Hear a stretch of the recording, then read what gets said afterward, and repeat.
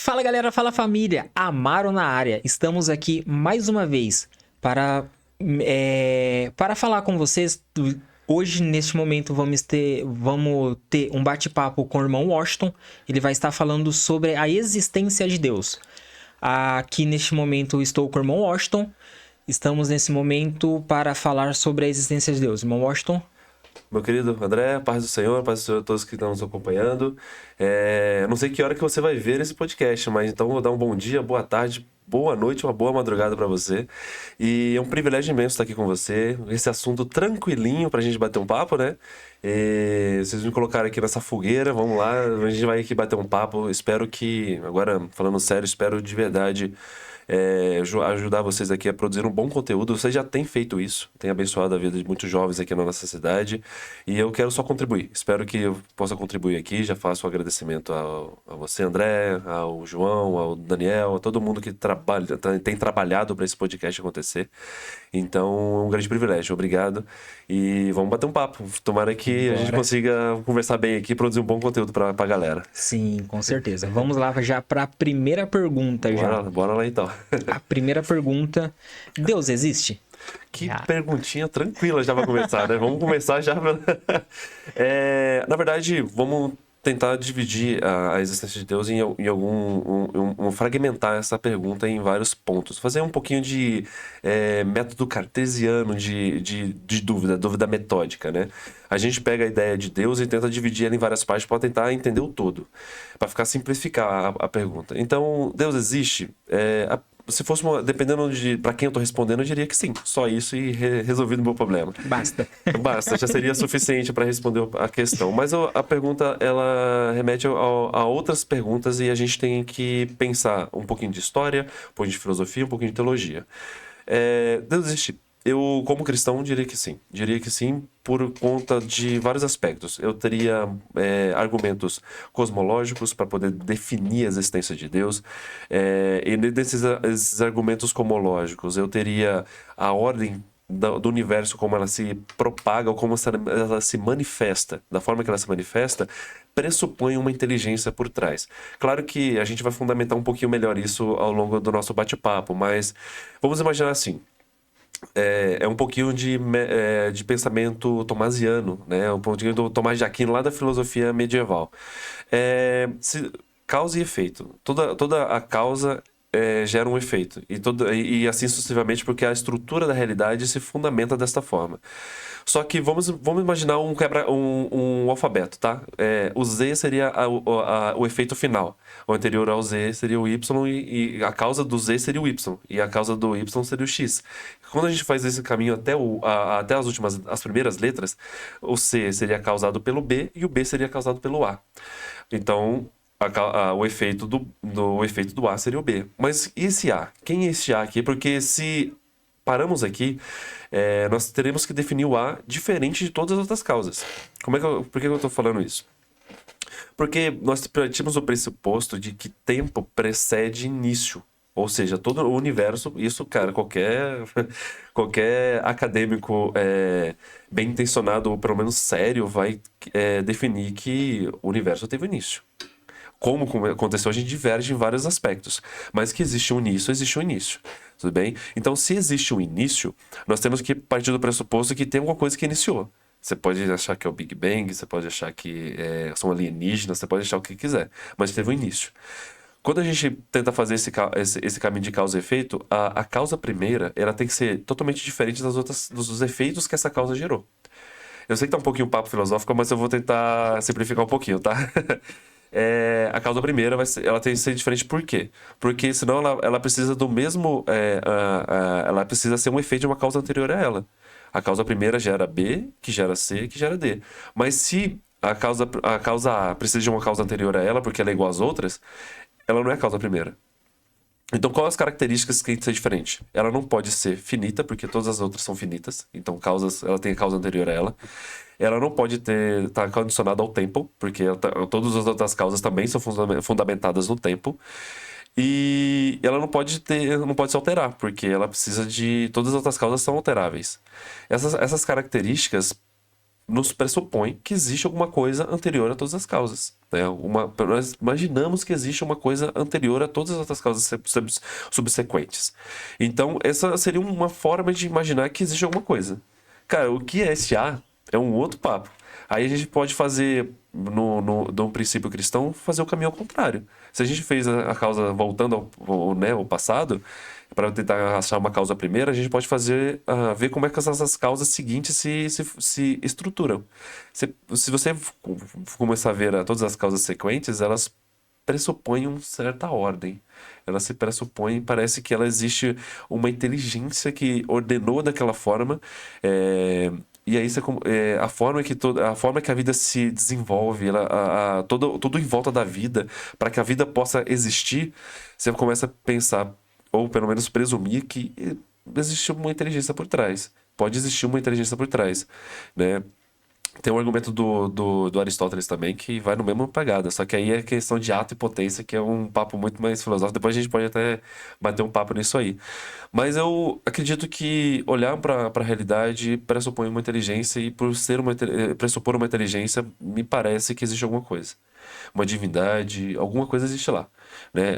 A gente pode chamá-la de Deus? Podemos chamá-la de Deus. Que Deus? Aí é outra pergunta que vai existir. Qual dos deuses que... Qual dos? Então, acho que é um ponto que a gente pode... Um ponto de início. Não sei se eu respondi, pelo menos deu um fundamento aí pra gente bater um papo aqui. Eu acho que a gente pode começar com isso aí. Uma causa inicial que pode pressupor a existência de uma divindade. Uma inteligência, vamos dizer assim. Sim, sim. E só retificando aqui rapidinho, eu comecei e esqueci de informá-los que o Washington, ele faz faculdade de filosofia. Esqueci, me perdoa. Não precisa cortar isso daí, vai dessa mesma forma, tá bom? Não se preocupe. Se eu não anotar, eu erro. Já conheça o verdadeiro André. Quem me conhece mais de perto sabe que eu esqueço bastante coisa. Esqueci de falar esse detalhe. O Washington, ele faz faculdade de filosofia, está no 3º ano e é cristão. Então, mais uma pergunta. A gente consegue explicar a existência de Deus sem usar a Bíblia? Primeiro, eu já te perdoo, porque eu também fui perdoado, né, por Jesus. Então já tá perdoado, tá tudo certo. Um perdoando o outro aqui, tá tudo certo. E lembra, foca nisso, eu sou estudante de filosofia, tá? Não sou formado, não sou filósofo, eu estou estudando, tem muita coisa ainda pela frente aí.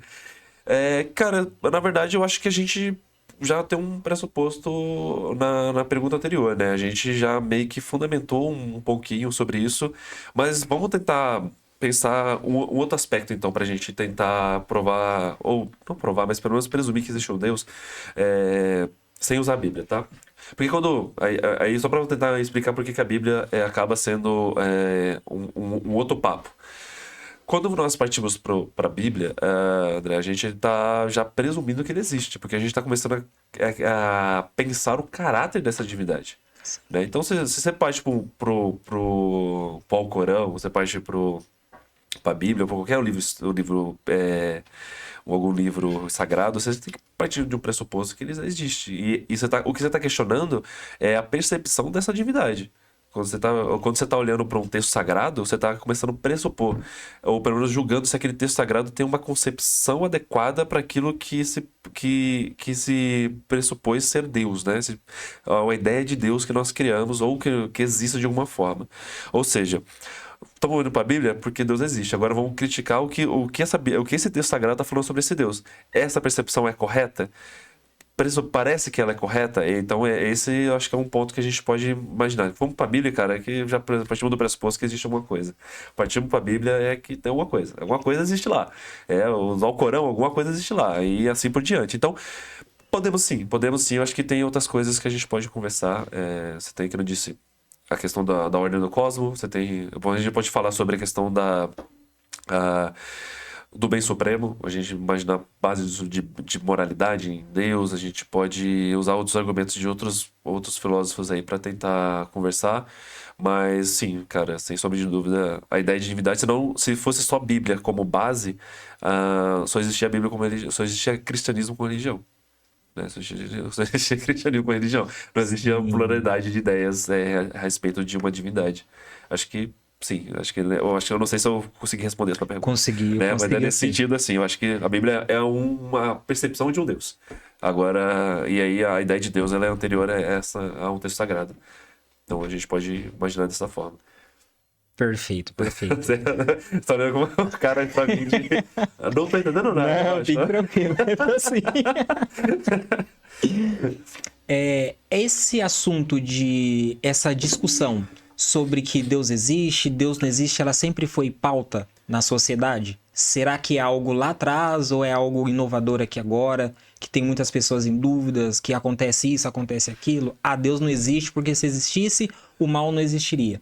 Ah, Deus não existe porque se existiria, não teria tanta gente mal no mundo. Será que essa pauta vem lá de trás ou começou agora, recentemente? Nesses últimos anos, esses últimos anos, esses 4 anos de 2020 pra cá, as notícias São do mal ao pior, né? é Vamos lá, vamos tentar. Pelo menos, pelo menos um trabalho filosófico que a gente faz é que toda linha de pensamento ela está condicionada ao desenvolvimento histórico. Por exemplo, vou citar alguns exemplos aqui. O cristianismo, você sabe o ponto de partida dele. Você sabe que ele começa em Jesus e até a história, a data dividida entre antes e depois de Cristo. Então você sabe onde o cristianismo começa. Assim como pensamentos econômicos, como o capitalismo ou o marxismo, tem um ponto de partida. Você sabe onde inicia baseando-se na história. Mas a existência de Deus, cara, é muito difícil você precisar onde começa a ser uma dúvida num senso comum, sendo que a religião sempre está presente no desenvolvimento da história. Cara, você tem cultura desenvolvida em religião, né? Você tem, vamos pensar lá dos 700 anos de Cristo, quando a filosofia começa a florescer no Ocidente, na Grécia Antiga. Ela nasce na religião, na tentativa de passar do mito pro cosmo, para tentar explicar a realidade. Então, vamos citar exemplos aqui bem práticos, tá? Antigamente, nesse período, se explicava causas naturais por divindades. Exemplo, você explicava o raio ou o trovão pelo Thor. Você explicava o mar está revolto por Poseidon, que é uma versão grega, e a versão romana de Netuno, né? Então você tem essas possibilidades. Hoje em dia você tem essa possibilidade com Iemanjá numa religião afrodescendente. Então você tem todas essas possibilidades de explicar naquele período alguma coisa, algum fato natural por uma divindade. Ele era um aspecto pedagógico para tentar explicar a realidade. Há uma transição para a própria realidade explicar a realidade. O mundo explica o mundo. E aí você começa a ter lembra aquele papo de princípio, que a realidade existe um princípio, porque o tempo é determinado pelo princípio. sim, sim. Você vê filósofos de 700 anos de Cristo, cara, tentando determinar que algo da realidade determinava o início. Por exemplo, o fogo determinava o início, a água determinava o início. Então, algo da realidade explicando a realidade. E só que a religião sempre esteve presente, ela nunca foi jogada de escanteio. A religião sempre esteve presente, algo que sempre teve na história da humanidade, se desenvolve muito pela religião, mas aí é questão de opinião, tá? Nada científico, nada empírico de fato, mas é mais uma sensação minha. Eu acho que essa negação da existência de Deus, ela começa a criar um pouco mais de forma ah, no período ali no pós-reforma protestante no século XVI. Quando você tem três movimentos pós-reforma, que é o do Renascimento, que você volta aos pensamentos gregos, o racionalismo, que é a ideia da razão determinando a verdade universal, e tem o Iluminismo, que é uma resposta ao período das trevas, que é chamado período das trevas, tá? Da Idade Média, na qual o cristianismo tomou conta do Ocidente de 1000 anos, do quinto século ao século XV, na qual a igreja e o Estado se uniram e o cristianismo foi a religião oficial do Estado. Tá, então ali já começa um movimento que chama que normalmente eu vou começar a citar livro aqui, tá? Fique à A vontade. Nancy Pierce, né? Ela pega uma ideia de divisão entre privado e público, né? Para fazer no livro lá, no Verdade Absoluta, da CPAD. Fica a indicação pra galera aí. Bem no começo do livro ela já faz essa indicação. Ela só faz essa divisão entre privado e público. Porque nesse momento a religião ela fica privatizada e não no sentido econômico, tá? De religião no sentido de experiência particular. Cada indivíduo tem a sua experiência particular religiosa. Você pode ser religioso à vontade sem problema nenhum, desde que essa religião não impacte na vida coletiva. Porque a vida coletiva, a verdade universal que determinaria a verdade para todos, seria baseada em outros fundamentos. E aí você tem a razão, você tem ciência, e ali começa a ciência, o método científico moderno, né? Você começa nesse período, principalmente ali no racionalismo com o Descartes, René Descartes e com Francis Bacon. Mas o detalhe é que ambos eram religiosos, tá? Então eles fazem essa questão religiosa, a questão religiosa estava presente ali, mas a questão que é muito importante é que a verdade universal seria fundamentada por outros fundamentos e não a religião. A religião continua existindo. Só que Sempre teve. Sempre teve. Sempre teve. Só que na esfera particular. Você pode ser religioso quando você quiser no seu domingo à noite, à vontade, desde que a sua religião não impacte na vida coletiva. Então, por isso que tem um grande receio do envolvimento, por exemplo, de cristãos com política. Porque o medo, o receio, né, imaginando que a gente vive num Estado democrático, é que a religião ou o cristianismo transforme o Brasil no evangelistão. Né? Pegando o exemplo lá do Paquistão, né? A religião impondo sua vontade sobre o coletivo. Isso é abominável pro pensamento moderno. É abominável pro pensamento moderno. Então, você está particularizada e a vida coletiva está seguindo com outros fundamentos, tá? E aí, cara, era impossível se com uma religião particularizada não ter vários tipos de religião. Porque cada um tem a sua experiência.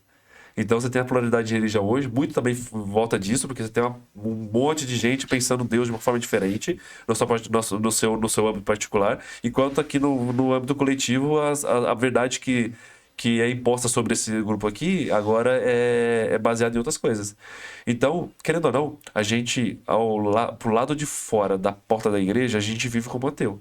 Porque o que fundamenta a vida coletiva não está baseado em Deus. Então, eu não sei se porventura. Eu acho que talvez. Como eu falei, isso é uma percepção minha. Eu acho que a partir desse momento você começa a ter questionamento público de que Deus não existe. Porque o que fundamenta a verdade não é mais Deus. É só a sua experiência é sua. Você pode acreditar em que Deus você quiser. Você pode acreditar num lagarto gigante que te ama. Mas aqui o que importa é aquilo que é baseado em evidência científica para determinar a verdade. Que o cosmos vai ser destruído em milhões de anos. Essa é a verdade que você tem que aceitar. Tá? Então, eu acho que foi nesse momento. É uma percepção minha. Eu não consigo precisar se isso é de fato o momento exato que Deus começou a ser questionado de maneira pública. Mas acho que é um bom ponto de partida. Sim. É um ponto de partida bem grande, né? Mas tudo bem. Bem grande, bem amplo. E partindo dessa fala que você falou, que de diversas religiões, como que eu posso formular essa pergunta aqui para você? Que existe uma religião única que é a certa, que essa religião vai te levar para o céu, que nem tem muitas pessoas que falam, tal religião não vai para o céu porque faz N coisas. Essa religião tá dentro dos parâmetros que eu acredito, então, pelo meu ver, as pessoas já começam a falar, pelo meu ver, essa vai subir, aquela não vai subir. Tem uma, assim, que fala assim, essa religião aqui sobe, e essa religião aqui tá adorando um falso Deus, assim, que a gente tá falando da existência de Deus. Sim. A gente tá falando aqui da existência de Deus. E tem várias religiões e cada um tem um pensamento. Partindo dessa sua fala, tem uma que é a correta, que se você não quiser citar nomes, mas a característica só pra não... Ficar muito na cara? Sei que eu mandei. Pode ficar muito na cara, né? Tá bom, vamos tentar desmiuçar isso aqui, vamos ver. Vamos imaginar que existe aquele argumento inicial, né? Existe uma inteligência que a ordem pressupõe essa inteligência, que existe a temporalidade, porque ele não pode ser igual às outras, que nem material, porque também não pode estar vinculado às mesmas características das causas subsequentes. Nós temos que pressupor, então, que esse Deus, de alguma forma, existe uma característica, uma forma ideal desse Deus. Porque ele não pode, se ele não muda, é uma das questões dessas características ele não muda, é a questão de movimento, né? Eu acho que eu nem expliquei essa questão no Aristóteles, né? Que é a questão de, tem um argumento no Aristóteles, tá falando sobre movimento. Movimento, pra gente, é esse aqui, né? De um ponto A para o ponto B. Esse aqui é um movimento. Isso. Mas para Aristóteles é de mudança, é transformação mesmo. Mudar a sua essência para outra coisa. Isso, esse ponto inicial aqui, essa causa inicial, não faz. Porque todos os outros fazem. Então, para que não. Mesmo aquele papo, para que não exista a necessidade de criar uma nova, uma causa anterior, essas características têm que estar nessa causa inicial, tá? Então, esse Deus quer ser. Ele tem uma característica própria e a gente tem que entender que uma religião, uma das religiões, deveria ser verdadeira, porque essa percepção deveria ser correta. Agora, qual que delas que é? Tem uma história do. Não sei se você já ouviu, André, mas eu vou botar porque eu acho que o pessoal também não ouviu. Que é a do elefante, né? A história dos elefantes e dos cegos. Você já ouviu essa história? Que é assim: havia uma história com 5 cegos que nunca tinham chegado próximo de um elefante, né? Próximo de um elefante. E aí eles levam esses 5 cegos, pessoas cegas, até um elefante e eles tocam no elefante. Cada um toca uma parte. Uma na tromba, outra na orelha, outra na cauda e assim por diante. Um na pata. E aí depois disso aí, cada um funda uma religião. O deus cobra, que é o que tocou na tromba. O deus árvore, que é aquele que tocou na pata do elefante. E assim subsequente. Aí o argumento é que a verdade ela está fragmentada. Então cada religião tem uma parte da verdade. Ou seja, cada um olha uma parte de quem é Deus. Então todas as religiões ao mesmo tempo seriam verdadeiras. Só que isso é muito contra a lógica, cara. Porque imagina só, quem falou que cada um tocou numa parte do elefante tinha a visão do todo. Ou seja, quando você fala que todas as religiões são verdadeiras, porque todo mundo tá vendo uma parte de Deus, a arrogância não tá de quem fala que uma religião que é verdadeira. Vamos citar o spoiler aqui, vamos falar que de cristianismo é verdadeiro, tá? Não vou falar, quando alguém fala que o cristianismo é verdadeiro, a gente é acusado de prepotência, arrogância. Mas quando você inverte o processo, quem fala que todas as religiões são verdadeiras é porque tá vendo todo. E quem que é arrogante nessa história? É aquele que tá vendo todo? Que tá falando assim, ó, todos vocês são verdade, porque eu sei qual é a verdade. Ou é a gente que tá falando assim, só existe uma verdade, um caminho, que é aquele que se diz como verdade nas escrituras sagradas. Então esse é um ponto, tá? Cara, outra ponto dessa pluralidade de religião também tá na contradição entre as perspectivas de cada uma. Tem religião que acredita em um Deus que é totalmente ao contrário ao outro. Não tem como a gente presumir que todas são verdadeiras. Então, o outro caminho é presumir que todas são falsas. Sim. Mas a gente acabou de falar que existe uma divindade transcendente. Existe, Então, sim. você vê, a jogada ela é muito complicada. Então, e aí outro ponto aí é a filosofia da religião, né? Você também tem um ponto de eu creio em Deus porque ele existe, ou ele existe enquanto eu creio nele. Né? Então você tem esse caminho também. Então existe uma divindade, uma ideia de divindade que existe porque eu fui convencido que essa divindade existe, ou ela existe porque eu creio nela. Por exemplo, Thor tá lá, o Deus do Trovão. Ele existe de fato porque ele me provou. Existe alguma prova cabal que ele existe, ou ele só existe enquanto eu tô acreditando nele? Então, algumas religiões deixaram de existir na história da humanidade porque deixaram de ter adeptos. Né? Deixaram de ter, não generalizando, mas seguidores. Seguidores.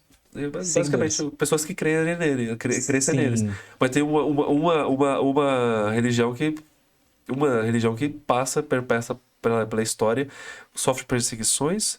Existe um contrassenso na ideia da narrativa que fundamenta essa religião, que é os heróis, o verdadeiro herói é aquele que se sacrifica para os outros, e essa estrutura ela não é muito comum às religiões gerais, sabe?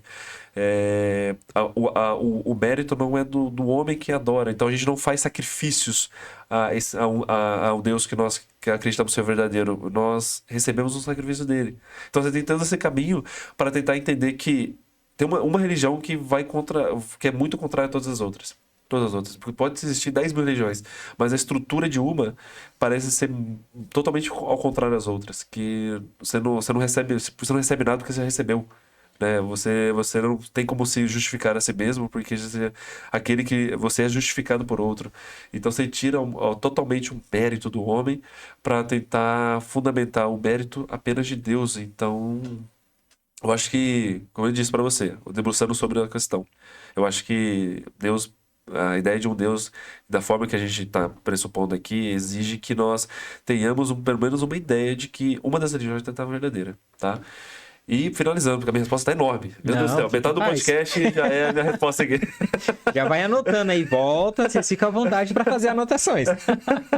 A ideia de que o inferno um problema muito sério no cristianismo. Porque se o cristianismo é verdadeiro, todas as outras religiões, todas as outras crenças estão fadadas a uma condenação eterna. Isso é um grande problema. Um grande problema para o cristianismo que a gente tem que debruçar e pensar bem a respeito para tentar justificar o sofrimento eterno de pessoas que criam numa divindade que não era aquela que é a nossa. Tá, mas fica aí pra gente bater um papo aí, vai desenvolver um pouquinho mais pra frente. Quando tiver problema do mal, talvez a gente converse um pouquinho sobre isso. Sim.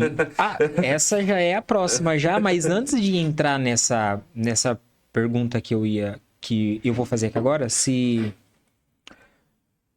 o mal, se o problema é o mal, ou o mal é o do problema, Boa pergunta. antes de eu entrar nessa pergunta,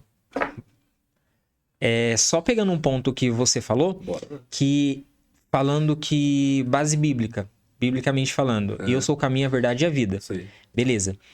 E quando Cristo fala isso, quando ele fala que ele é o caminho, a verdade e a vida, e quando nós aceitamos ele, esses dias eu comentei isso com um amigo meu. Fala assim, ó, não vivo mais eu, pois Cristo vive em mim. Se Cristo vive em mim, eu vou seguir o fundamento que ele pede. Sim. O fundamento que está escrito há 2.000 anos atrás, que é a Bíblia. Está escrito e sempre vem dado certo. Sim. Sempre vem dado certo. Nesse ponto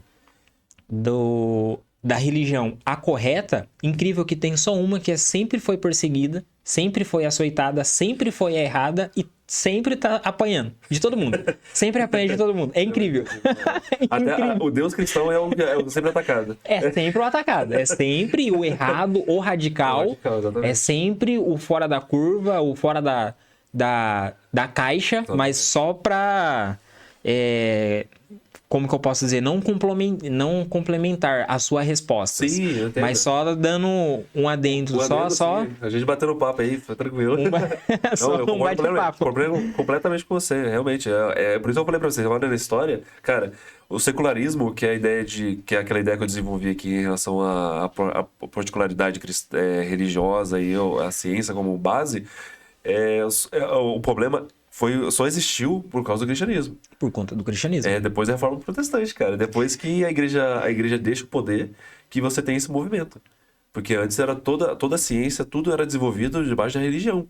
A religião era a questão central para desenvolver a verdade pro coletivo. E aí, depois disso, tem esse movimento para se desamarrar da religião de alguma forma. E aí vai nessa ponto que você acabou de colocar. Entendeu? Vai muito nesse ponto e a gente tem essa dificuldade mesmo. O cristianismo, sem sombra de dúvida, é o mais atacado também por ter esse desenvolvimento histórico, né? Então é isso. Eu acho que vai muito nesse ponto que você falou aí. Qual que é a outra questão aí? A próxima é o problema é o mal. O mal é o problema, né? É. Beleza, vamos tentar esse aqui. Cara, eu vou como estudante de filosofia, eu vou dizer pra você que esse, sem sombra de dúvida, pra mim é o maior problema possível, cara.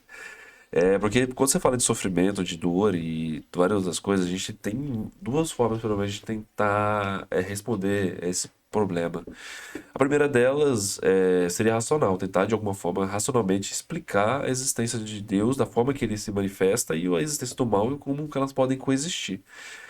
E não é tão novo essa dúvida, porque ela começa com um paradoxo chamado paradoxo de Epicuro, que é datado do terceiro século antes de Cristo, que é uma tríade, né, de atributos divinos e a existência do mal. Como é que funciona o argumento bem rapidamente, tá? Deus é bom, Deus é todo-poderoso e Deus sabe de todas as coisas. Só que o mal existe. O mal existindo, um desses atributos não pode coexistir com os outros dois. Exemplo. Se o mal existe e Deus é todo-poderoso e Deus é todo bondoso, então ele não sabe onde está o mal. Se Deus sabe onde está o mal, ele é todo-poderoso, então ele não é tão bom quanto de ser. E por fim, se Deus sabe onde está o mal, ele é bom o suficiente para aniquilar esse mal, E ele não faz isso porque ele não é todo poderoso. Então, basicamente, o argumento é esse, tá? Esse é o argumento que se fundamenta aí toda a estrutura do paradoxo de Epicuro. E aí você tem vários outros filósofos na história tentando colocar em choque esses atributos divinos e a existência de Deus e a existência do mal.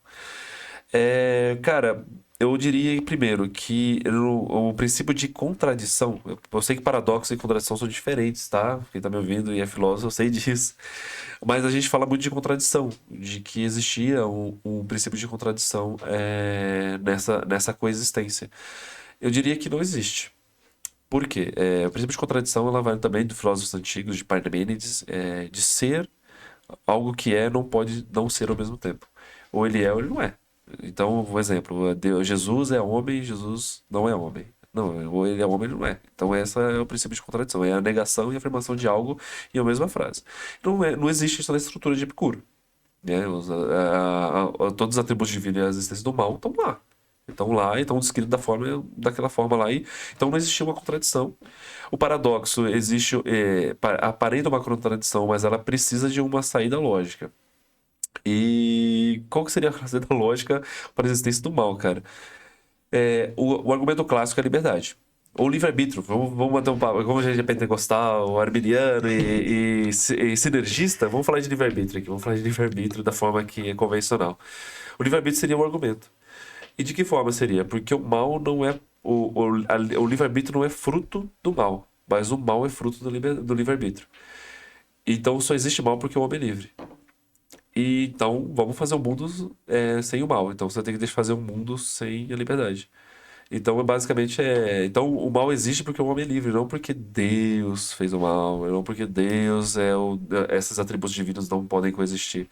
É porque realmente existe algo ali que pode fundamentar essa ideia. Tipo, existe o mal, essas características estão descritas nas escrituras, elas coexistem, mas o mal está aqui. E como é que o Deus poderia fazer um mundo sem o mal, sendo que o mal é fruto da liberdade? Aí, essa semana eu tava ouvindo alguns argumentos de algumas pessoas da internet que são ateus também. E o argumento ele vai fazer no futuro. Mas vai existir uma promessa lá em Apocalipse que vai existir um dia que não vai existir o mal. Então ele pode fazer um mundo no qual os homens são livres e o mal não existe. Só que o ponto é que aquilo é uma promessa para aqueles que viveram enquanto o mal existia e escolheram Deus. Aquela promessa que o livre-arbítrio estava a postos. O mal estava aí. E aqueles homens que estarão com Deus na eternidade preferiram viver para Deus em vez de viver para o mal. Por que isso isso é importante? Porque, na prática, viver o mal é mais fácil do que viver o bem. Vício é melhor do que virtude. Viver virtuosamente dá muito mais trabalho do que viver através de vícios. Viver para mim mesmo, satisfazer meus próprios desejos, são muito mais fáceis do que eu reter esses desejos. Então, aqueles homens que vão viver na eternidade com Deus em um mundo que não existe mal, é porque, enquanto o mal existia como fruto da liberdade, preferiram viver para Deus, viver para o bem. Esse é um ponto, uma possibilidade. Não sei se ficou claro, tá? Sim. Se você falar para mim que não ficou, a gente explica de outro jeito. Não, ficou claro sim. Esse é um ponto racional um pouquinho, tentar explicar a existência do mal ali na existência, tá? Esse é um ponto, existem outras formas, mas esse aqui eu acho que é um jeito mais didático e pedagógico de você olhar para a existência do mal. E aí vem a outra parte, que é a parte que eu acho a maior dificuldade, que é a parte emocional. André, a parte emocional é difícil, hein? Por quê, cara? Como é que eu vou explicar tudo isso que eu te expliquei para alguém que acabou de perder o filho? Eu falo assim, cara, eu não quero nem saber. Eu não quero nem saber, cara. Quero nem saber porque eu quero saber o porquê que isso aconteceu. E aí é o motivo. E aí temos várias respostas bem fachutas aí que a gente acaba utilizando para falar isso aí, né? Por exemplo, uma coisa que eu não quero jamais ouvir quando eu perder alguém que eu amo, quando eu estiver ali velando alguém que eu amo, é que Deus sabe todas as coisas. Eu não quero saber disso, cara, de verdade. Desculpa, eu posso chocar alguém aqui que fala, nossa, então esse irmão não é crente, olha, ele tá falando que Deus não sabe de todas as coisas. Eu não quero saber disso, de verdade. Eu tô sofrendo, Sim, é uma dor insuportável. insuportável. Porque a gente não. E é insuportável por vários motivos, mas pra mim que eu acho que é mais importante é que a gente não foi criado pra isso. Vamos imaginar que a gente tá. O Deus criou o homem e a mulher, tá lá no Éden, vivendo. Era para viver eternamente. Se não fosse o pecado, não fosse expulso do Éden, eles viveriam eternamente. Ou seja, ninguém ia morrer. Ou seja, ninguém ia se separar. Então não era para me separar da minha esposa, não era para me separar do meu filho, não era para me separar dos meus pais. Era para viver com eles para sempre. Então essa ruptura de relacionamento acontece por conta do pecado, por causa da liberdade que a gente exerceu no Éden, né? E aí a gente acaba sofrendo as consequências desse ato e a morte tá aí, cara. E é insuportável perder alguém que você ama. Eu tô citando o exemplo de luto, tá? Pro pessoal, por quê? Porque eu acho que é o sofrimento maior que existe na Terra. Perder alguém que você ama. Você vê alguém ali que você nunca mais vai poder abraçar, beijar, falar, ter contato, é insuportável. É angustiante, né? É uma dor insuportável e que não tem remédio. E só cortando aqui Já rapidinho, faz o facão aí, vai lá. isso é muito comum quando a gente pegando esse ponto de perca, é muito comum as pessoas, não, Deus sabe o que faz, Deus sabe de todas as coisas. E eu já ouvi, graças a Deus eu nunca ouvi isso, mas eu ouvi pessoas falando, poxa, Deus levou porque sabia que lá na frente aconteceria algo. Eu falo, como assim, gente? Eu falei, aí quando eu ouvi isso, eu saí de perto. Eu falei, não, eu não vou responder, eu vou sair de perto. Eu dei um abraço na pessoa que tava de luto, meus sentimentos, chorei com ela. A outra pessoa foi tentar conversar comigo, eu já cortei e já fui pra outro lado. Porque eu falei, eu fico pensando comigo, eu falei, como que Deus vai tirar uma pessoa que é amada por todo mundo, é um pai de família, é isso e aquilo, e eu fico pensando, eu falo, gente, não é uma coisa boa de se falar. Talvez, pra quem tá falando, nossa, eu falei algo ali que talvez vai aliviar. Não vai aliviar, meu amigo. Não vai aliviar. Vai abrir mais perguntas, cara. Vai abrir mais perguntas e vai deixar a pessoa inquieta. Fala, poxa, mas como assim? Por que que Deus levou ele? O que ia acontecer? Exatamente. O que, já que você tá falando que vai acontecer, conta pra mim o que vai acontecer, uai. Mas isso é muito difícil, cara. Isso é muito difícil, porque eu tô te falando, você abre o precedente pro si. E se não tivesse acontecido? E se o que haveria de acontecer? Então, Deus interviu, então beleza. Aquele monte de gente que vai estar no inferno na eternidade. Por que Deus não interveio na vida de todo mundo? Sim. Entendeu? Desculpa aí, bati aqui. Por que Deus não intervém na vida de todo mundo? Por que Deus não intervém para que todos sejam salvos? Sendo que eles acabou de intervir na vida de uma pessoa aqui agora, na minha frente, que tá morta aqui na minha frente. Cara, André, é muito difícil. Eu tenho um jeito que eu acho que é o ideal pra poder a gente conversar a respeito, tá? Eu vou pegar o exemplo de Jó. Porque Jó acho que aglutina tudo que a gente falou aqui. Sim. Aglutina tudo que a gente conversou aqui. Vamos tentar. Vamos um pouquinho de Bíblia aqui também. Um pouquinho de Bíblia aqui. A história de Jó, que é conhecida de todo mundo, eu só vou recapitular algumas partes. O livro, ele tá dentro de um arcabouço teológico que é livros poéticos, mas a gente entende ele como um livro histórico. O primeiro e o segundo capítulo e os últimos 2 capítulos finais são história. O resto é poesia. Por isso que eu acho que muita gente não gosta de ler Jó, porque do capítulo 3 até o capítulo 41 é só poesia. E aí você tem várias questões lá dentro. O primeiro e o segundo capítulo você vai ver um diálogo de Deus com Satanás. E descrevendo Jó, quem era Jó, da forma que ele vivia. E depois tem Deus e Satanás conversando. Satanás chega diante de Deus e Deus, e aí veja de quem partiu, tá? Porque esse pra mim é a aglutina tudo que a gente tá falando. Parte de Deus fala assim: você viu meu servo Jó? Ei, Satanás, você tava dando rolé por aí, mas você viu meu servo Jó? Você percebeu como é que ele vive, que ele é meu servo, que ele é íntegro, que ele não se desvia do mal? Aí Satanás faz, tá bom, ele só faz isso porque você abençoa ele de tudo. Aí Deus fala assim: então vai lá e toca nisso aí que você falou. O problema é que você acha que ele tá me servindo porque ele é bem sucedido, ele tem família, ele é o homem mais rico da Terra. Valeu, André. Você tá. Estamos conectados aqui. Conexão aqui, olha aí. Olha o jabá aí, rapidinho. Então, a questão foi Deus que chega lá e fala assim: ó, você viu meu servo Jó? Beleza, então você viu meu servo Jó. Vai lá e toca naquilo que você falou. Você observou, você viu meu servo, que eu te falei, e você observou lá, então você vai lá e toca. Naquilo que você acabou de mostrar que ele está servindo a mim só por causa disso. Deus permite que Satanás vá lá e toque no Jó e tudo aquilo que ele falou. Jó perde família, perde bens, perde tudo lá, mas Jó continua adorando a Deus. Então, o segundo capítulo, o diálogo continua, o mesmo diálogo, e Deus de novo, você viu o servo Jó? Perdeu tudo, mas continua me adorando. Ele é um homem íntegro, desvia do mal, tá? Começa com as mesmas características do primeiro capítulo.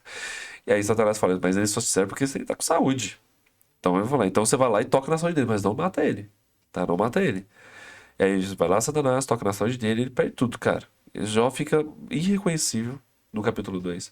Tanto que ele busca alívio do sofrimento dele em um caco de telha, que tá se coçando, né, no final do segundo capítulo. Ou seja, quando a gente pega a estrutura, a gente vê que Deus podia ter impedido. Que Deus que fala para Satanás, vai e toca nele.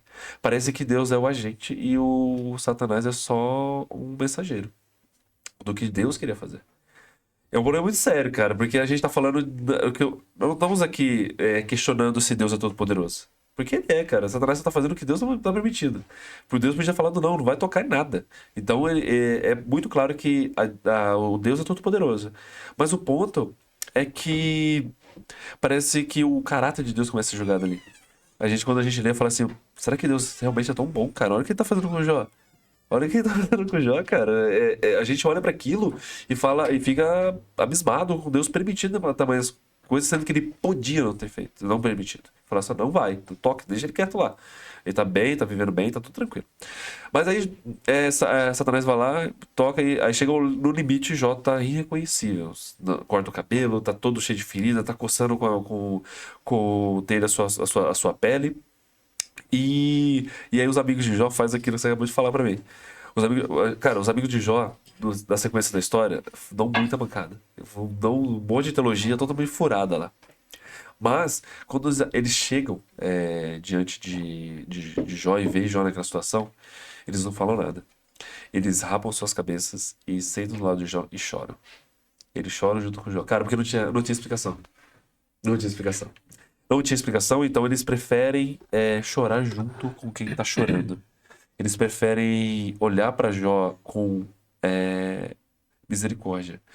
Porque naquela situação eles não poderiam fazer nada. O máximo que eles poderiam fazer é chorar junto com aquele que tá chorando. A história segue, depois os amigos deles dão várias bancadas, né? Mas no final da história, perto do final da história, Jó sem saber de nada, tá? Jó tá sabendo de nada. Jó não sabe, nenhum momento do texto, no livro, fala que Deus chegou pra Jó, tá sofrendo porque eu troquei ideia com Satanás lá, tá? Não tem nada disso aí, tem nada disso aí. Aí Jó chega um momento que Jó chega no seu limite e começa a questionar Deus. Poxa, eu vivi tão bem pro Senhor, sacrificando animais aí para em nome do Senhor, fazer sacrifício e vivendo de maneira íntegra. Por que eu tô sofrendo? Aí Deus faz uma coisa, cara, que ninguém gosta que se faça com uma pessoa. Que eu faço a pergunta pra você e você me responde com outra pergunta. Deus faz a mesma coisa. Vai lá, responde com perguntas. E aí manda um monte de perguntas mostrando pra Jó a grandeza de quem Deus é. Deus é grande. Deus é todo-poderoso. Mostra aquilo lá tudo e mostra também que ele é bom. Por que ele mostra que ele é bom? Porque ele começa a falar sobre a criação de tudo. Falou, Jó, você só existe porque eu te criei. Você só existe porque eu montei uma estrutura de vida para que você pudesse existir e viver nesse mundo da forma que ele está. Tá? Então, ele faz um monte de perguntas para Jó e a resposta de Jó é a mesma para todas, né? Ele dá Ctrl+C, Ctrl+V em todas as perguntas. Eu não sei. Não sei. Beleza, Jó não sabe de nada e no final do capítulo, Jó, no final dessas perguntas, Jó olha para Deus e fala assim... antes eu só ouvia falar de ti, agora os meus olhos te veem. Depois a vida de Jó é restituída e tal, e o livro acaba. O livro acaba, mas sem uma pergunta respondida. Por que Jó você sofreu? Por que você sofreu, Jó? Jó termina a vida sem saber por que sofreu. Ou seja, ele termina a história dele, termina sem ele saber o motivo do sofrimento dele. Cara, isso é tão importante pra gente, porque ele pergunta até determinado momento, mas quando ele vê Deus da forma que Deus é grande, poderoso e amoroso, o porquê do sofrimento deixa de ser importante. Porque Deus é mais importante do que o porquê do sofrimento. Existe um porquê, tá? Eu não estou anulando a possibilidade do porquê. Sim, sim. Mas existe um porquê. E esse porquê deixa de ser importante porque Deus é maior. Deus é maior do que o porquê, Deus é maior do que as circunstâncias. E quando ele vê Deus da forma que ele fala assim, cara, se eu tô sofrendo é porque Deus tem um porquê, mas eu não tô nem aí, porque o porquê não é mais importante, Deus está no controle. Deus está no controle. Eu vou confiar nesse Deus que eu acabei de ver, independente do que está acontecendo. Eu vou confiar no Deus que me permitiu sofrer todas essas coisas, por mais doloroso, mais difícil que seja, eu vou sofrer servindo esse Deus porque ele está no controle, porque ele é grande, ele é bondoso, é o suficiente para me permitir sofrer dessa forma e me tirar desse sofrimento. Tem gente que sofre a vida toda. Jó foi restituído no final. Foi. Foi restituído no final. Perdão. Jó foi restituído no final. Mas existe a possibilidade de pessoas sofrer a vida toda. E quando que vai vir a recompensa de todo esse sofrimento? Vai ser lá no final. Quando ele fala que ó, você sofreu, você derramou suas lágrimas, você padeceu por causa do mal. Mas lá no final, o mal não vai deixar de ti, não vai haver mais morte, mais dor, mais sofrimento. E as lágrimas que você escorreu por causa desse mal vão ser enxugadas. Então, cara, pra mim, esse é o ponto da questão do mal, sabe? Existe um mal racional, existe um mal emocional. E o mal emocional tem que ser levado muito a sério. A Tem. gente joga muito resposta de varejo pra questão de atacado. A gente precisa tratar o mal como um problema de verdade. De verdade. A gente precisa olhar para o mal como um problema de verdade. Né? E essa acho que é um ponto crucial aí, que acho que o grande problema do mal, acho que vai nesse sentido. Não sei se eu respondi. Respondeu sim. É uma resposta, né? E você que tem a oportunidade de nos assistir, de nos ouvir, se tiver alguma dúvida, o número do João, que eu sempre falo, todos os nossos podcasts, o João não gosta. Ele não gosta. Põe pro cancelamento. Vamos deixar o número do João aí, vocês podem encher de perguntas. Vamos expor pro cancelamento aí. Ele não gosta. Ele sempre fala, ele fica me olhando assim, André, fala, não. Isso vai dar problema, né? Fiquem à vontade. Mas, Washington, para quem tem interesse em fazer filosofia, quem Certo. tem interesse de estudar sobre filosofia, estudar sobre livros, qual conselho você pode deixar como considerações finais ou um conselho? Leia tal livro, comece fazendo a teologia em si, comece fazendo a faculdade em si de filosofia, ou comece lendo esse livro que vai te instigar, que vai dar aquele ânimo, assim, porque tem muita gente que gosta de filosofia, só que quando entende que a filosofia é livros e histórias, E é bastante. meu irmão, É bastante leitura. dá um desânimo, porque assim, é muita leitura. Muita leitura. Muita leitura, muita história, muita coisa pra você pegar e ter uma base de fato filosófica para que você tá no terceiro ano, então ele mais do que nunca consegue falar aqui o tanto que ele tem que ler, o tanto que ele tem que estudar, mas isso não é para desanimar você, isso é para incentivar, tá bom? E você que gosta, você que almeja isso daí, ele pode deixar conselhos aí para você, tá bom? Ah, maravilha. Então vamos lá, vamos começar. Eu vou contar uma experiência, então. Vou tentar pela minha experiência.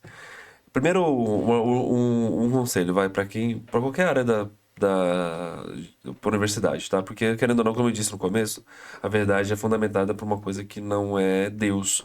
Então, você tem a racionalidade como uma base para poder, de alguma forma, fundamentar a verdade para o universal. Então, Deus não tá nessa jogada. Então, você vai para a universidade, cara, dificilmente alguém vai abrir a Bíblia para você e falar alguma coisa nesse sentido de que determinada coisa é verdade porque está escrito na Bíblia. Então, beleza. É uma coisa que você não vai ver em curso nenhum, a não ser de teologia. Né? Então, mas o resto não vai ter mesmo. E o conselho que eu dou para pessoas que querem, pensar em curso de filosofia ou qualquer outro curso, é que eu vou pegar um conselho do Alvin Plantinga, tá? Que ele tem um artigo, vocês podem ler, tá na internet disponível em PDF, que é um conselho para filósofos cristãos. O artigo tem umas 7, 10 páginas, mais ou menos. Que ele vai falar o seguinte: quando você vai para universidade e te pedirem provas de Deus, cabais de Deus, não reduza Deus aos métodos de verificação que são impostos para você provar a teoria da relatividade. Não se imponha, não reduza Deus a isso. Porque você não vai conseguir. Deus não deixa de existir porque você não consegue fazer essa prova, sabe? É, então não reduza Deus a esses métodos. E quando você não reduzir Deus a esses métodos, não significa que Deus não existe e que o método seja ruim. É que o método não é apropriado para Deus. Certo? Eu acho que até eu poderia falar se, por exemplo, a ciência poderia provar Deus. Cara, eu acho que não. O método científico moderno não teria condições alguma de provar a existência de Deus. Eu acho que eles têm possibilidades de apresentar percepções, alguns resultados, algumas evidências que podem levar à crença de que existe alguma coisa. Mas acho que provar Deus como um ente, eu acho muito difícil. Eu acho muito complicado você, porque não é próprio para o método. O método é bom, o método é. A gente desenvolveu esse método para poder buscar verdades da natureza, mas ele é meramente descritivo e por ser meramente descritivo, ele não consegue definir algo que seja além da física. Ele é para questões físicas. E Deus não é físico, ele é metafísico. Deus é transcendente da realidade. Então, para filosofia, então você tem que entrar na universidade sabendo disso, sabe? Você tem que entrar na universidade sabendo disso, que essas questões vão ser colocadas e isso não diminui sua fé, não diminui absolutamente nada o que você crê. E a leitura, cara, rapaz, eu aconselho sempre fundamentar bem a sua fé. Fundamentar bem sua fé. Por quê? O pessoal fala, e tem dados que devem comprovar isso, que muitas pessoas se desviam quando pisam na universidade. Que jovens cristãos se desviam pisando na universidade. Teve até polêmica recentemente aí sobre pastor incentivando pessoas a não irem para a universidade. Deu uma polêmica Sim. gigantesca. Eu não sou, eu sou totalmente contra o fato de inibir pessoas de ir para a universidade. Só que eu também sou a favor de você fundamentar a fé dessa pessoa, ou essa pessoa fundamentar a sua fé para pisar na universidade. E preparado. Preparado. Preparado, cara, porque realmente você vai ter questões lá que podem sim colocar a sua fé em xeque. Que nem você acabou de falar que o problema do sofrimento é um problema que bate direto, cara. Sim, É sim. direto. E eu preciso estar bem fundamentado para poder resistir, não para poder provar que Deus existe, não é nem isso. É para que a minha fé não seja abalada. Para mim que eu acho que pessoas que acabam se desviando na universidade, elas já foram lá com uma fé líquida. Já tem uma certa dúvida. Eu não diria nem dúvida, eu acho que nem dúvida tem, cara. Eu acho que tá bem fixada no que crê. Só que a base para fundamentar essa crença que eu acho que ela é solúvel, que ela é movediça, que aí qualquer coisa pode desmoronar, né? É a parábola de Jesus sobre onde você coloca a sua casa, né? O de Sim. Mateus 18, né? Você vai colocar sobre a areia ou vai colocar sobre a rocha? Se colocar sobre a areia, cara, primeira tempestade que vier, pode vir a garoa, vai derrubar. Tchau, obrigado. Vai, tchau, obrigado. Vai derrubar. E agora você coloca sobre a rocha, pode vir o dilúvio. Tá tranquilo, vai segurar, porque aí sua fé tá bem fundamentada. E como fazer isso? Levando a sério questões, de dúvidas. Levando a sério dúvidas. Acho que esse é o primeiro ponto fundamental para mim. Acho que você tem que se perguntar sobre fundamentos da sua fé, da forma que ela é apresentada na sua igreja, e não ter medo de perguntar. Acho que dúvidas hoje quase que virou um pecado. E não deveria ser. Eu acho que ela pode ser trabalhada de outra forma, sabe? A dúvida, ela deveria ser um meio para você conhecer a verdade. É assim que funciona na história. E verdade, conhecer a verdade é algo que nos é proposto pelo próprio Evangelho. Conhecereis a verdade e essa verdade vai nos libertar. Ou seja, e aí, cara, até Aristóteles fala isso, acho que na Metafísica, o livro 1 da Metafísica, ele fala assim: que o homem, por natureza, deseja conhecer. Conhecer faz parte da nossa existência, cara. Então a gente quer conhecer a verdade. E Jesus nos convida a conhecer a verdade. E conhecer a verdade, você não conhece a verdade de bate-pronto. Acho que perguntar, duvidar não é pecado, desde que você consiga encontrar essas respostas. E aí, esse caminho é gigantesco, é difícil demais, mas é um caminho que vai fundamentar melhor a sua fé. Porque você vai receber pergunta lá que você não recebe na igreja. Entendeu? Você vai receber. Literal. E quando as pessoas descobrirem que você é evangélico cristão, piorou. Aí o pessoal pega no seu pé, aí vai. Colocou um alvo nas suas costas. Colocou um alvo nas suas costas aí. Colocou um alvo nas costas e vai chover de perguntas e Nossa, risadinhas e piadinhas. dia, você tem que ter tem que ter uma concentração boa lá, uma fé bem sólida para relevar as piadas e saber responder, pelo menos para você mesmo, as questões que são colocadas. Acho que isso é bem importante aí. Você falou de livro, né? Isso, cita livros pra nós aí, porque eu gosto de ler bastante livros, sou curioso na área da liderança, comunicação, filosofia também, eu gosto de alguns, eu gosto mais da filosofia, não sei, estoica, Histórica. estoicismo, Não é, né? mas Na hora que você falou de comunicação, já eu gosto do estoicismo, mas eu não me aprofundo muito não. tá bom, né? Por liderança, já matou esse stoicismo. Tá em voga, tá muito em voga hoje em dia. Tá bastante. Vamos filosofia no sentido de... Cara, tem filosofia cristã, que tem um livro chamado Filosofia da Religião, do William Crow. Ele é da ABC2 no Brasil, a Associação Brasileira de Cristãos na Ciência, traduziu esse livro. Ele é muito bom, cara. É ótimo para você poder começar a ler ele. Tem desde o argumento da pedra, paradoxo da pedra, argumentos ontológicos de Anselmo, as 5 vias de Tomás de Aquino, a ideia de Deus, a problema do mal, todas as questões, o paradoxo de Epicuro que a gente acabou de falar, tem tudo lá descrito de uma perspectiva cristã. Eu acho que é um bom livro para você ler. É bem maçante, mas ele é um bom livro para você ler para poder ver se é isso mesmo que você quer. Outros livros bacanas aí que tem, do William Lane Craig. Você tem um Em Guarda que é um pouco mais tranquilo para ler do que esse que eu citei agora. Você tem alguns argumentos bacanas do Craig lá. Talvez um dos grandes defensores do cristianismo no mundo hoje. Você tem também do Craig a Apologética Contemporânea, que também é um bom livro. É uma versão do Em Guarda, só que mais universitária, mais técnica. Tanto que o livro é maior e tem bem mais argumentos, então é um pouco mais maçante. Então, mas também é um bom livro para se ler. Cara, Lewis, eu aconselho a ler Lewis demais. C.S. Lewis. Tem o Cristianismo Puro e Simples, que é o padrãozeiro para todo mundo. Acho que todo mundo deve ler Cristianismo Puro e Simples. O livro mais polêmico dele, que é o Abolição do Homem, também é um livraço. E que mais? Tem o livro do Jonas Madureira. O Jonas Madureira, que não sabe, também é filósofo, também é cristão. É brasileiro, né? E o Inteligência Humilhada. Ótimo, cara. É um livro que mudou minha vida, de verdade. E acho que é isso. Acho que é uns bons livros aí que vocês podem ler. Assim, todos os livros do Lewis, o Jonas Madureira, esse livro do Inteligência Humilhada. Você tem da Nancy Pierce, que também é um ótimo livro, pra você entender por que a religião tá da forma que tá hoje. Enfim, acho que são uns bons livros aí E a Bíblia, como o melhor de todos aí pra você tá lendo, pra fundamentar a sua fé, tá? Perfeito. Principalmente a Bíblia, gente. Não esqueçam de ler a Bíblia para não passar vergonha e não ser encurralado. Porque o que tem de gente que espera para saber quem é cristão, pra encher o saco, desculpa a expressão, mas encher o saco, não é nem pra testar a sua fé, é pra testar a nossa paciência mesmo. Tem pessoas que, infelizmente, o mundo tá... Não vou generalizar, mas tem algumas pessoas que se portam desse jeito. Mas hoje falamos sobre a existência de Deus. Espero que esclarecemos algumas dúvidas ou colocamos dúvidas em algumas pessoas também. Vai que... Seria bom também. Seria bom também. Seria bom ter boas perguntas aí para serem respondidas. Seria bom também. Você que nos assistiu, você que nos ouviu até o final, minha eterna gratidão.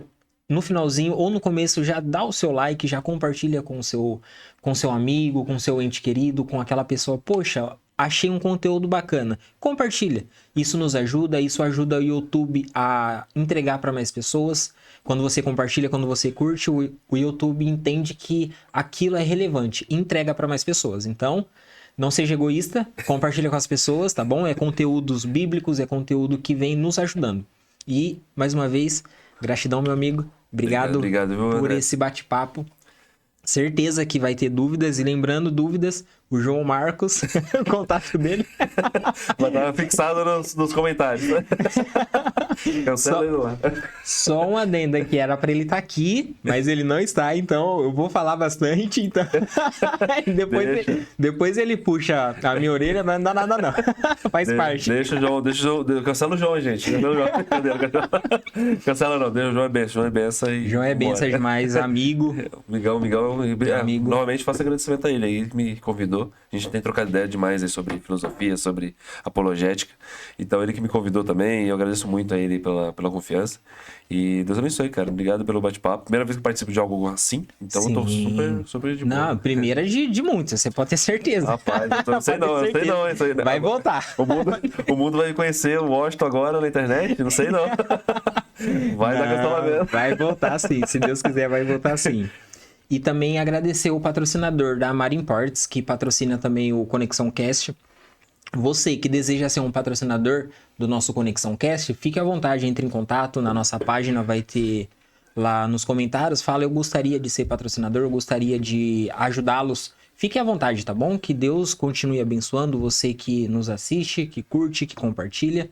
A minha eterna gratidão. Muito obrigado, fiquem com Deus, tá bom? Deus abençoe. Fechou?